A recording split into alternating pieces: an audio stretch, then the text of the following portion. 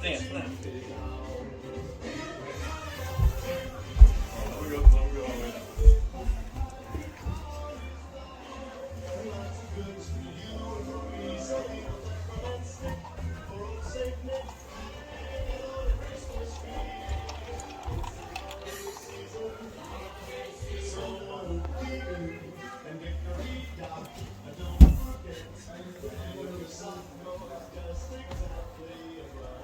Welcome to the Roscoe Gang Fantasy Football League Fantasy Preview!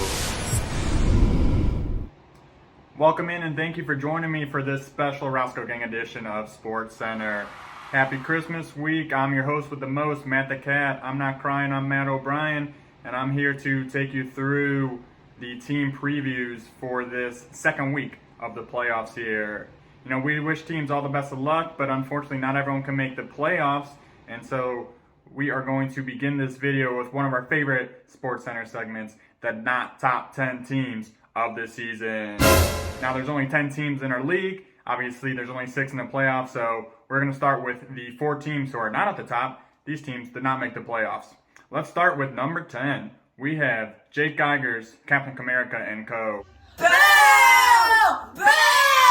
Ew, yuck! Disgusting! This is gross! Oh my god! Oh. This team was a fan favorite at the beginning of the season when we made our prediction video. A lot of people picked them to win the whole title. What happened? I don't know. Jake maybe just be bad at fantasy football. Let's take a live look at what Jake had to say about his upcoming trip to Waffle House, since it is inevitable at this point. I am ready when you're ready. Woo! That's hot, but not as hot as Casey's team. I don't think that matters that Jake doesn't like waffles. I think he's going to have to get comfy, put on his stretchy pants, and start chugging some of those greasy waffles down that throat of his. How do you wear socks though? I love socks. You sure that? And number 9 on the not top 10 teams of the season is Michael Furlot's Bud Kilmer Coyotes. You know, Michael hasn't made the playoffs in the past 2 years. Just doesn't really seem like it's meant to be for him. Maybe he should try out fantasy tennis, fantasy golf.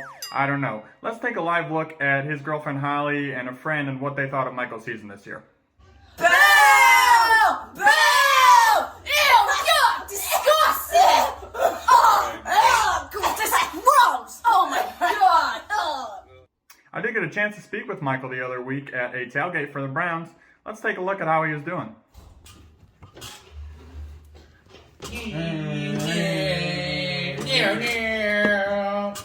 This is what it looks like when you ride to victory. Ride John Deere. And while those burgers did look tasty, maybe he should have been paying attention to his lineup instead of trying to get that burger nice and medium rare.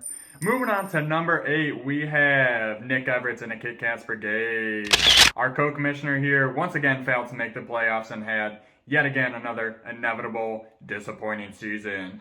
Newly married, let's check in with how the wife perceived the season went for Nick. I'm here to discuss my voice loss as well as my husband's demoralizing defeat due to Saquon Barkley as well as Waller. He is terrible. They have relinquished all successful I forget. What am I saying? Clearly that was scripted and Nick is just feeding her lies and a ton of wine as well. Since joining the married life, Nick has really leaned into the lazy husband role. Take a look at what he had on his feet this last time I saw him. Socks. This man does not like socks. He clearly hates them, and that is nasty.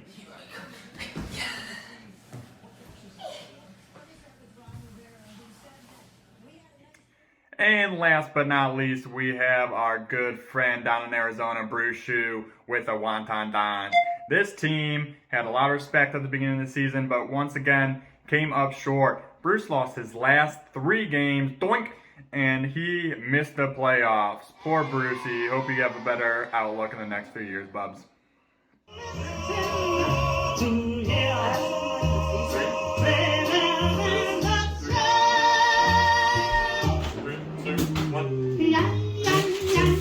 Hello.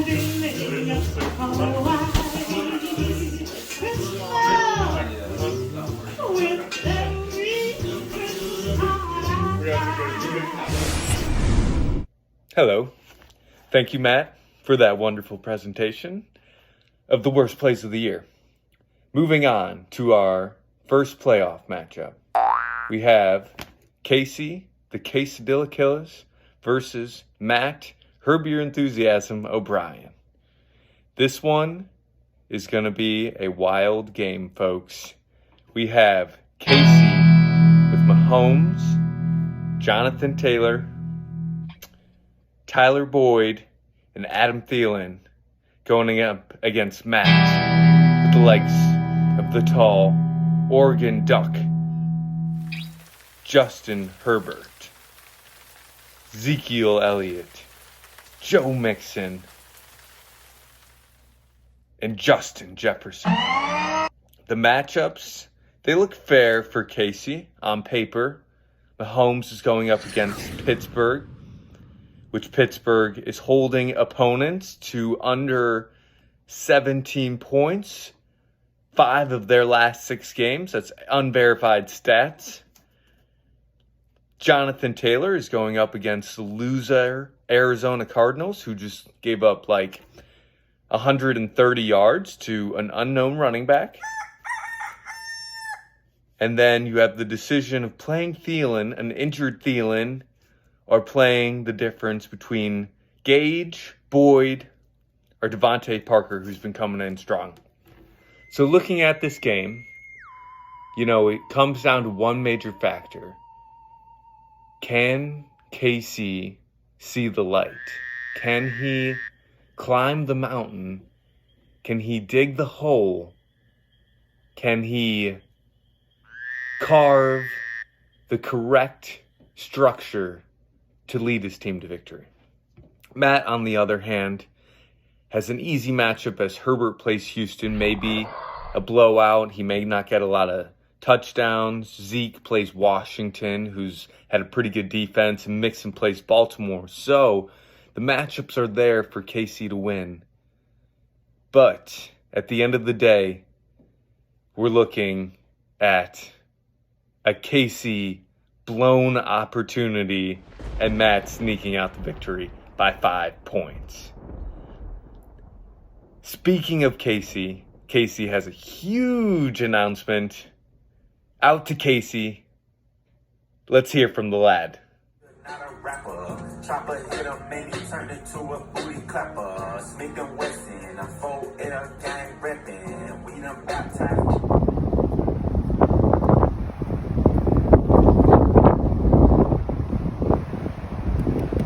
Hello? Can you hear me now? Is this on? What's up, guys? We're going to have a great matchup this week between Sam and Kyle. It's going to be a really tough match for Kyle, I think. Sam had a great week last week, scoring over 200 points, maybe the most points ever in RGFFL history. Did not have a chance to actually research that fact, but it might be true. Sam does have Leonard Fournette out this week, so it could be a little bit closer. He still has Devontae Adams, Cooper Kupp, Hunter Renfrow, George Kittle. Sam is the guy to beat this week. Kyle is going to need another miracle game from Tyreek Hill in order to get past Sam. I think Sam's gate is up. Kyle is going to have a tough time getting through it, but hold on to your hats. It's going to be a tough week. It's going to be a good matchup this week. Any further supporting? Any other commentary? No. We wish everyone a Merry Christmas. Have a good holiday with your family and friends. Looking forward to a good week of fantasy football.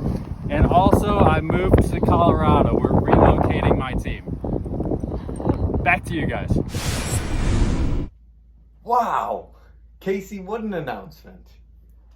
What a great thing, to go explore the world and travel and live beyond your wildest expectations. I wanted to take this time to give a quick shout out to our Columbus partners, Ian and Colin Company. They had both fairly good years. Colin got unlucky at the end. He had Tom Brady score 0 points. He had Mike Evans get injured. Jamar Chase had the worst game of the year for him. Colin, sorry. Good year. Good showing overall. Next year you'll get buckets. And then we have Ian. There was a lot of talk about Ian potentially changing ownership this year. You know, from someone not Ian to help run his team. But Ian overall had a great year. He had an unlucky showing. We don't have notes about his players, but we're just going to talk about how he didn't suck this year. So good job, Ian. I think he really showed that he deserves to be in this league and that he tried really hard. But you got to remember, you got to stay constant, stay consistent, and one day you will win the Roscoe Gang Fantasy Football League Championship. Merry Christmas, everyone. Go Casey. Go Kyle, maybe, I guess. There's your playoff preview. It's going to be Matt and Sam in the championship. I think Sam wins his first championship since year one. 10 years later, a decade later, what a significant achievement. Good job, Sam. Good job, everyone. Great year. Thank you, Matt. I wanna wish you a Merry Christmas. I wanna wish you a Merry Christmas. I wanna wish.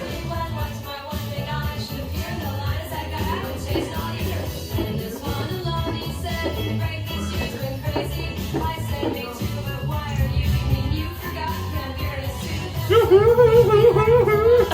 said,